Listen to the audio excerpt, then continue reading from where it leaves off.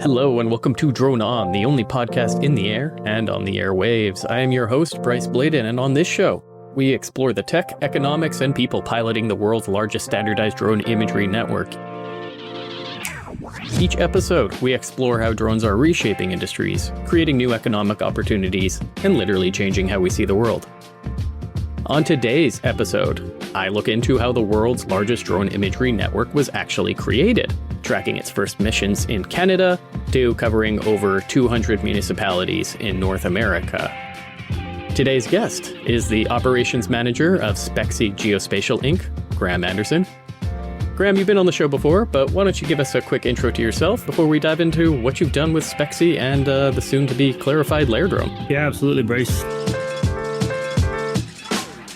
Thank you for having me again. As you mentioned, I'm the operations manager for Spexi, which really means I am what we call supply side focused. So pilot focused on getting pilots into the network, getting them onboarded, getting drones in the air, growing the pilot community, ensuring safe and efficient operations across currently North America, but also growing that community to become a global community as a long-term vision. Absolutely. So let's set the setting for everyone, because something that I had very wrong about the story of this network originally was I was under the impression that Spexi had kind of been taking its current business model and has been pursuing it since 2018. But in actuality, Spexi's journey for what would become the LayerDrone network, in my mind, really started in 2023. And from 2018 until then, it might be more accurate to position Spexi as a sort of software as a service platform for companies that required aerial data. And as a business, Spexi was seemingly succeeding at creating customer demand, but finding supply at that scale was an ongoing challenge, still is for the team and for the platform, because people don't just want an acre of imagery. They usually want the whole city and things of that effect. What Spexi is selling here is what companies want, and giving it to them was a challenge. Consistent, high-quality data that could be delivered from any consumer drone, but delivering it via on-demand capture and at scale required coordinating, well, even to start, pilots. So in 2023, my understanding is that Spexi effectively began building their own supply chain of what would become the LayerDrone network, and eventually it would become the world's largest drone network. But my understanding is this all starts around the summer of 2023 with the Trusted Alpha. Can you walk us through that, Graham? Yeah, I'd actually take us back a year, and you'd have to go to Bill Lakeland, honestly, to get the early days story, because I joined in January of 2023. But, the early days of Spexi, Bill has always had this vision of sort of breaking the world or the map into some sort of quadrant or some sort of, bite-sized piece, and then standardizing that data capture so that pilots could do that. But the technology and the sort of the capabilities and the incentive structures didn't really exist at the time Bill started Spexi, along with co-founder Peter, current CTO at the time. So this is around 2018, what you're kind of thinking about. Come 2022, with the release and proliferation of the Mavic Minis, smaller, higher quality consumer grade drones, and then their introduction to cryptocurrency in the DPIN space particularly, so the idea of an incentive model that could be scaled rapidly, the pieces sort of fell into place technologically and culturally and things like that for what Bill's early vision had been. And that was when they sort of started their seed fund investment pitch, sort of really bringing the idea into sort of the child or the baby stages of what it is today. So I would call that 2022, and they raised funds for something akin to what we have today throughout 2022, and that seed round closed I think in October of 2022. That was a $5.5 million seed round from predominantly cryptocurrency investors to build a drone imagery DPIN. And I was introduced to the network at that time via a press release announcing the closure of that round. That was when I first heard of the time what was dubbed Spexigon. So we've actually gone through a couple of branding changes, but they released it under the name Spexigon. Does that give you an origin story and something to go on from that point and bring us to 2023? Really does. You quite literally started with the seeds of this thing in 2022. But take us to 2023. How does that lead to what were some of the first missions flown for the network, for the Trusted Alpha? And what did the Trusted Alpha look like in scale? I imagine it would be quite a bit different than what you'd see from the network today. Oh yeah, I mean there were lots of it's hard to decide or imagine and project what something's going to look like when a number of drones start flying sort of at the same time. We did through the first half of 2023. Our engineering team was developing sort of some of the flight mission controls and the mobile application in a very rudimentary form. And our COO, Alec Wilson, and myself were some of the very early test pilots. So I recall, in the spring of 2023, flying some of these tests. The hexagons, now the H3 grid that we used, didn't really show up on the map kind of at all. It only had an outline.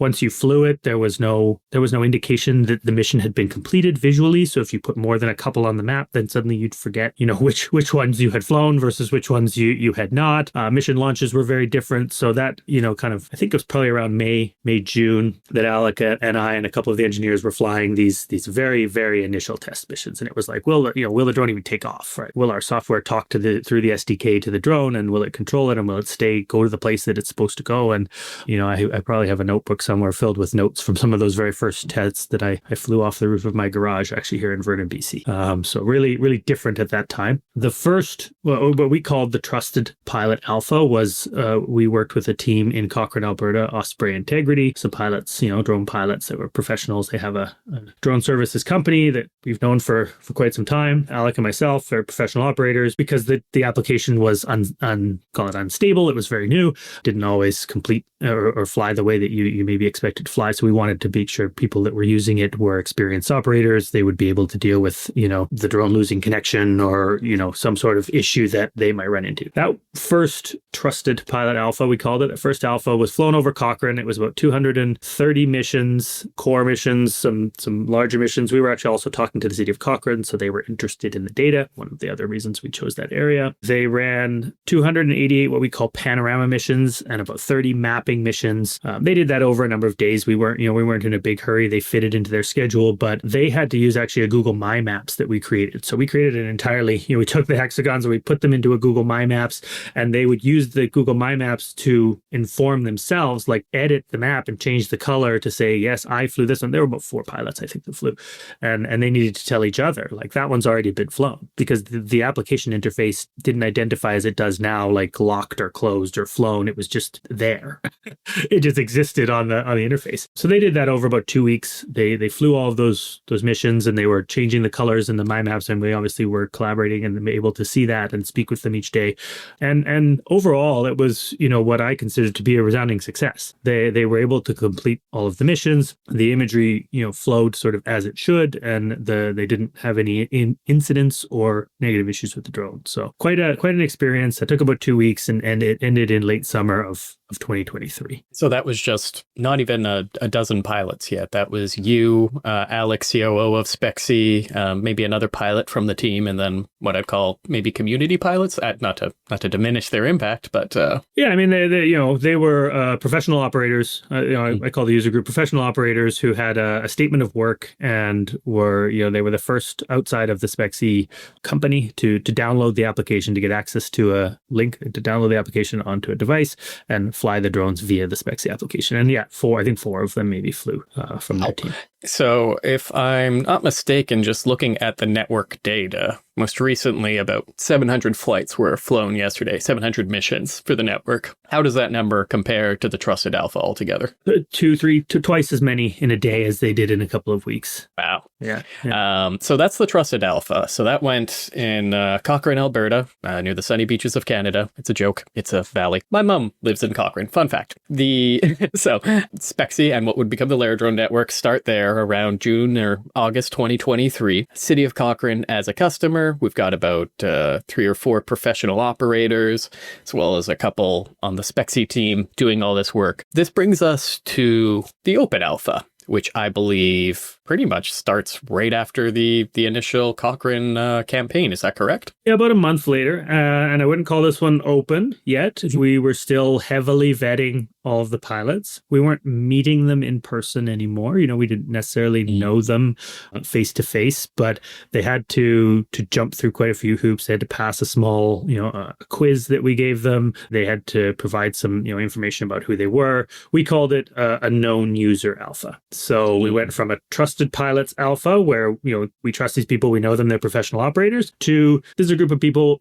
We know who they are. They've provided some information about themselves, and they've passed some, they've passed some sort of onboarding steps. And that was about a month later, maybe a little bit more. We ran that in Surrey, British Columbia, 2,200 missions. So 2,200 missions, quite a lot larger, obviously, in terms of coverage area. We're looking at eight times as many as we did in Cochrane. 22 pilots that flew. We onboarded close to 50. Our goal was to get to 50 who could fly, who had access to the application. We wanted 50 pilots that, we knew. We got very close to that. Only 22 ended up flying, and that's a variety of reasons. Some people weren't free those days. Some people weren't available, didn't have their drone ready, whatever it might be. But 22 pilots flew. Again, a little over 2 weeks, 18 days or so from the time we opened the missions, launched the missions. At this point, we do have, one of the changes over that month or 6 weeks in between the two alphas was some UI that allowed pilots to have situational awareness and see what zones had been flown, not only for themselves, but for other pilots. So to be able to see in-app where they were operating and which zones they had completed versus which zones another pilot was flying and or had completed. This to obviously avoid multiple pilots flying in the same zone at the same time, or being in the same area and not knowing, potentially causing some sort of hazard. So big UI change over those 4 to 6 weeks, and then a launch of 2,200 missions, which at the time we had, we just didn't know how it would go. We hadn't met these people in person. We were speaking to them in our Discord server. They had to sort of report for duty, but then they just went and flew. And one of the really early memories that I have was two of them actually running into each other at a Starbucks in Surrey. And then in the Discord sharing a picture of the two of them, like one's in line and the other one sees that he's carrying a drone and says, "Hey, are you doing Spexi?" "Yeah, I'm doing Spexicon at the time."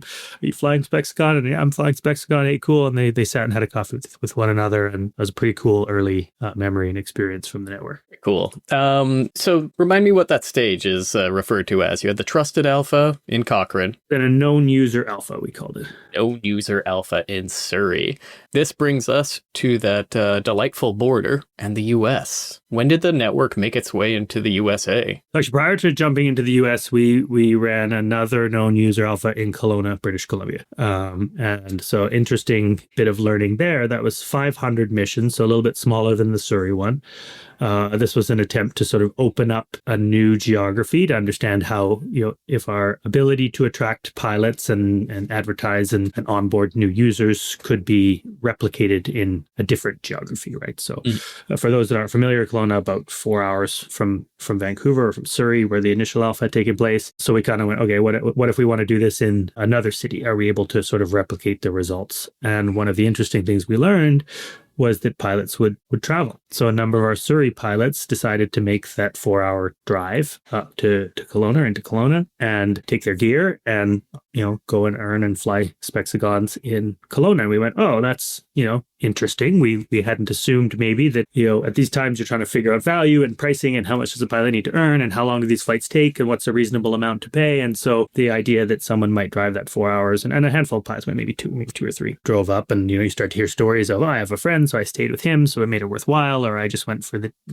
afternoon or one night. And so that was an interesting sort of discovery from the second known user alpha, vetted users, essentially. And then we jumped to the US. I'm going to have to struggle with time frames a little bit. My memory might be fuzzy. I'd have to go look at that first zone that was ever flown. And it's actually not too hard because I know where it was. It was in Albuquerque, New Mexico. And so we went back to our trusted pilots, essentially, was what we did. It looks like January of 2024 was when we flew our first US flights. And I do recall getting my own Part 107 license because I knew I would want to get down and do some testing. And US pilots require a Part 107 license for commercial operations. So we have a bit of a break. I think Kelowna was October of 2023. And then we're not into the US until January of 2024. It is so interesting. Quick, spell Albuquerque. Albeer. I don't know. Q. This is the exact same thing that happened to me as soon as I was taking notes during this chat. So I'm really glad you had the exact same there's a Q blue screen on your face. And there's a lot of U's. ALBUQUER.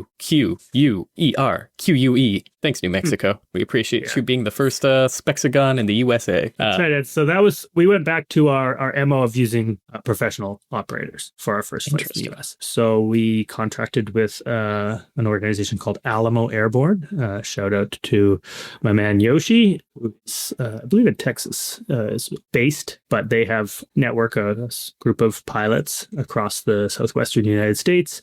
They're a professional drone services company, again, with a variety of different capabilities. And we reached out to them. I'd been connected with Yoshi through LinkedIn and social media for a time. And so I said, hey, we're looking to do this. Can you help us fly some of these early flights? Again, wanting to make sure that the pilot was someone who was a professional operator, would take all the due precautions given the application was still very much in alpha and would be able to complete some test flights for us. The initial test cities we had identified were actually San Francisco and Austin, but the operator that they selected for the project was based out of Albuquerque.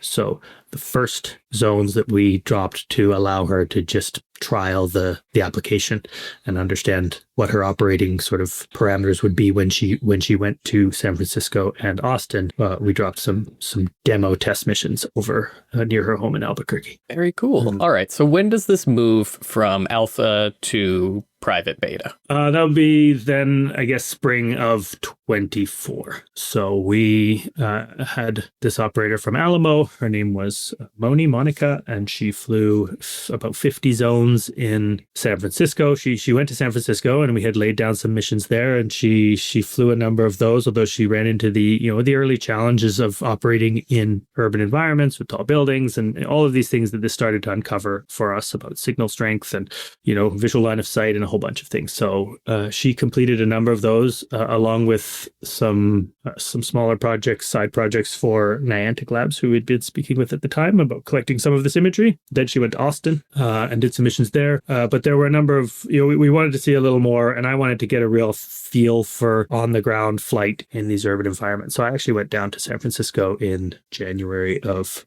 24, and flew a number of zones there and spent about 3 or 4 days in San Francisco and wandered around the Mission District and areas like that were covered with these zones. And I knew nothing about San Francisco, so it's quite not that I knew nothing, but I had never been. It was my first time going to San Francisco, so it was an interesting experience.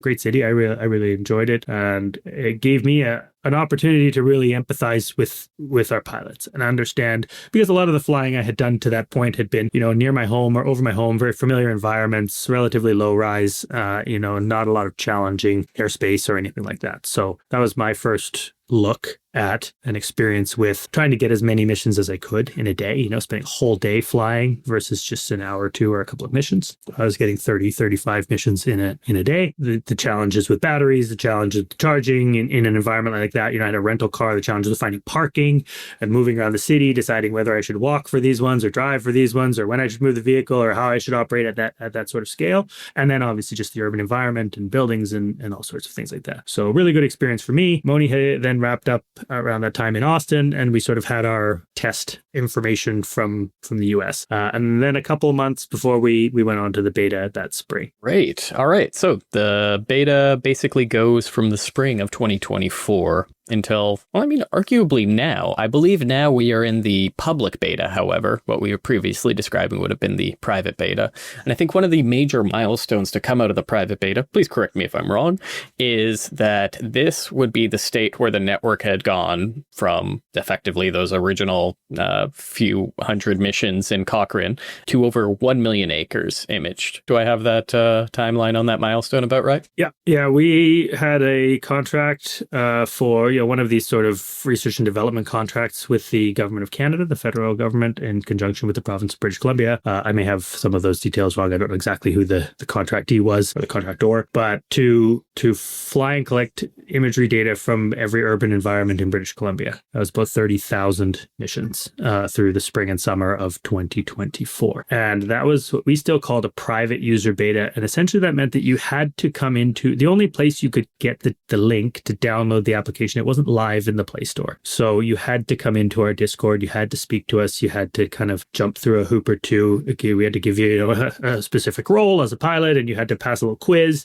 that showed that you had some idea about flight safety and flight operations. And then we would give you access to essentially the link to download onto your phone so that you could operate. So that's for us, the distinction between what we call the private beta and the public beta was the day that the application was launched in the Google Play Store. And essentially that takes control out of our hands. We now cannot vet the users except with whatever's within the application. So, a little guided tour and some information within the application. But any user at that point in North America, anyone with an Android phone could download the application and begin operating, which, was for us a little bit of, what do you call it? It's kind of like letting your teenage kid out to drive your car for the first time, right? You're not in the passenger seat anymore. They can't communicate with you. They may not be aware that there's a Discord. They might not know how to contact you if something goes wrong. They may not be able to, so up until that point, everyone had to be in the Discord to get the link. So everyone was able to provide feedback. Everyone was able to say, I had this experience. I ran into that. This was my issue or my problem, or this went really well, or that didn't go well. At that point, when we launched it into the Google Play Store, that's gone now. There are users that are using the application and submitting data, and we have no idea who they are and no direct way to communicate with them. So that's the distinction for us between private beta and public beta. It makes perfect sense. And when exactly was that? If I'm looking at the Google Play Store, right, I've got like late 2024. Yeah, probably November, December of 2024, I think, that we went to public beta. So we're just a year into that now. Got it. And at this point, aspects of the network were already on what is called testnet. Is that correct? Yeah, they've all, right from the beginning, aspects have been on testnet. We originally we had planned to launch on the Flow blockchain, actually. The first NFTs that were called flight records at the time in the private beta and, the private alpha, the trusted alpha and the known user alpha, there was actually a two-part process to the data upload. So you had to first upload the flight record. So you sort of did an upload that uploaded the record of the flight, and then you did the imagery upload that verified the two pieces together. But an NFT was created on the Polygon blockchain at that time. So the initial thought was Flow. Then we moved to Polygon. We have since moved to Arbitrum, the Sepolia, and we plan to launch on Base. So it's actually been a bit of a migration, but throughout that entire time, NFTs of the flights have been minted on a testnet blockchain. Got it. And so this end of the year, 2024. At this point, if I am reading this data correctly, the network had about, or was approaching, 2 million acres imaged. Throughout the year of 2024, 7 figures had been done just on testnet revenue for Spexi as a business. And I think this leads us into 2025, where the network is still in public beta, still on testnet, but the main big thing that's coming is a little something called LayerDrone, which was formally established in April 2025. Anything you wanted to say on that? Yeah, I mentioned earlier there was some branding shifts. There were a lot of conversations, some of them quite fierce, about the brand, right? Spexi Geospatial was the initial incorporated brand that Bill Lakeland had begun back in 2018, when the project that we see now as the LayerDrone network was sort of proposed in 2022. The idea for a Spexagon, a zone or unit of work, came up, which was this hexagon, provisioned by Spexi, and you put those two together and you get a Spexigon, a spatial hexagon or a viewable hexagon, whatever you want. There were a few different ideas about why that worked. And we really liked that. We really liked the idea of the Spexagon network, and that was what it was called from late 2022, early 2023, maybe close to a year. Then there were some questions about, whether, I don't recall why it came up, but there was a lot of talk about whether Spexi it was hard to differentiate between what was Spexi Geospatial and what was Spexagon, and why were there these two names and what was the difference. And so eventually the decision was made to make everything just Spexi. Spexi was the network, Spexi was everything. But the subsequent decision to spin out a foundation that would sort of be more decentralized necessitated a new brand, a new way to distinguish between Spexi Incorporated, the rent seeking entity that would sell data into a commercial marketplace, and whatever this network or foundation would be that would collect that data and build a decentralized layer of high resolution aerial imagery. Those couldn't be the same thing if we wanted to achieve the long-term goals that we had set out for ourselves. There was a requirement that one be separate from the other in a number of both legal, but then also in name, like in identification. And so that was the impetus for creating the LayerDrone network, which spun out of Spexi, was built from some of Spexi's IP, but essentially was separated into a new entity that will, going forward, be the tokenized and decentralized distributed network that will collect and house all of the imagery that Spexi then acquires and performs, a variety of different activities upon that data to make it value added and saleable into the marketplace. Absolutely. I've always found it extremely useful to think about these things in terms of, effectively, at the beginning of the show, I introduced Spexi, their founding in 2018,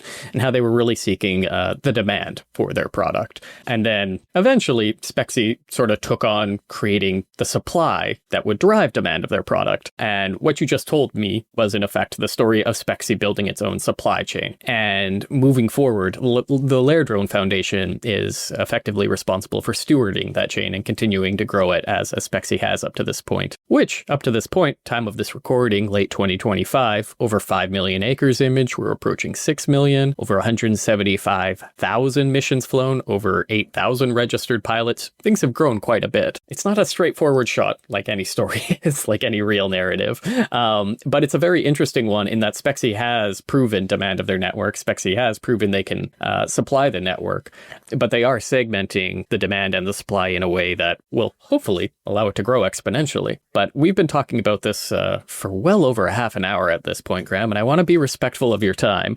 Is there anything else about the story of the network, how it came to be from those early flights in Cochrane to where it's at today, that you think merits mentioning or often gets overlooked when you are telling the narrative of Spexi and LayerDrone and the world's largest standardized drone imagery network? There's two things I'd like to touch on, and you just said the word there, it's standardized. And I think one of the unlocks in the drone industry that Spexi is shooting for, LayerDrone is shooting for, that I haven't seen anyone else sort of dial in on, is that standardization. Is the imagery that we're collecting and that we're offering up for sale or for access to is the same. And what that required was settling on a sensor type or a drone type, so settling on a specific piece of hardware, settling on a specific standard for the size of image capture and the type of imagery that we would be collecting. There are a couple of types now, but basically it's two types of imagery that we collect, settling on the mission parameters and the payment parameters.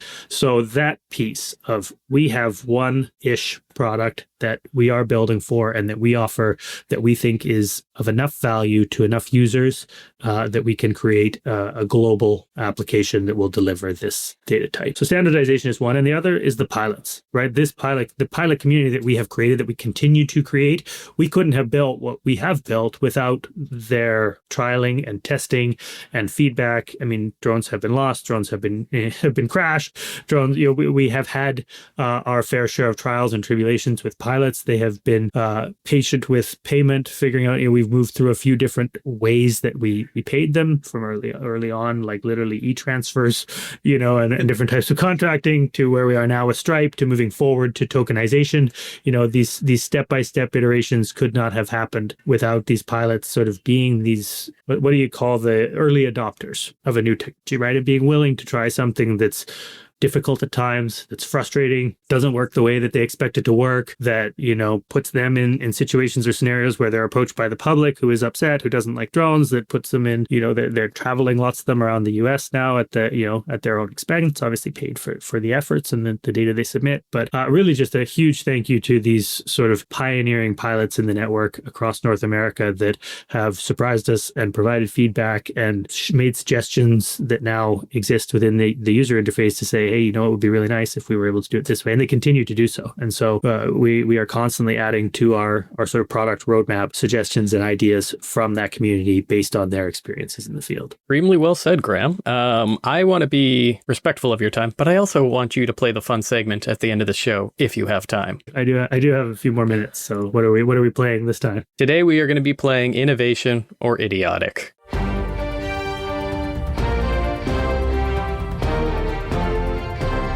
So, Graham, point of this statement, I'm going to tell you two truths and a lie. You're going to tell me which of those two are actual real-world innovations and which one is an idiotic lie I just made up. Item number 1. Intel set the Guinness World Record by simultaneously flying 5,000 drones in a coordinated light show over a single location. Number 2, a Norwegian company uses drones with thermal cameras to locate and rescue people in avalanches to reduce search times from hours to minutes. Item number 3, Domino's tested pizza delivery drones in New Zealand that kept the pizzas hot by using the built-in warming chambers powered by the drone's battery and offset heat. Which of these is a lie? Which of these are defining our tech future? Not sure how you say 5,000 drones, and I'm wondering if you're trying to catch me on a technicality, like it was only 4,900 drones. I do believe Intel was one that shot at a Guinness record at some point. I would believe a search and rescue crew might use a thermal camera on a drone. I don't think that Domino's had a drone where you would put the pizza inside the drone to deliver it. It would be a very large drone, and it would be very difficult to do that. So I am going to say that number 3 is the lie. Bad news, Graham. Actually, the lie was Intel setting that record. So 2 things. 1, Intel did originally have the record. It was around 3,000 to 4,000 simultaneous drones. My understanding is a Chinese company called Higrate has absolutely blasted this record. At least 5,100 that I can verify, although I'm seeing reports saying that one of their shows had 16,000 drones involved, which seems like too many. But at the end of the day, I have to be careful with you on this segment. You know too much about drones. I remember when I tried playing a bunch of annoying sounds and you were like, that's a DJI Mini Phantom moving at this fast in this sort of cloud cover. And I was like, okay, I can't. You got me with that one. Yeah, that's, I'm curious now to see what that Domino's drone looked like. I am going to be Googling it as soon as I hang up on you. So thank you again for your time, Graham. Yeah, absolutely. Thanks, Bryce. Thanks for listening to Drone On. Subscribe wherever you get your podcasts to get a new episode every week. And leave us a 5-star review on your podcast app of choice. You can learn more about our sponsors at Spexi.com, that's SPEXI.com, and LayerDrone.org. Find out how you can contribute to the world's largest drone imagery network too. Thanks again for listening.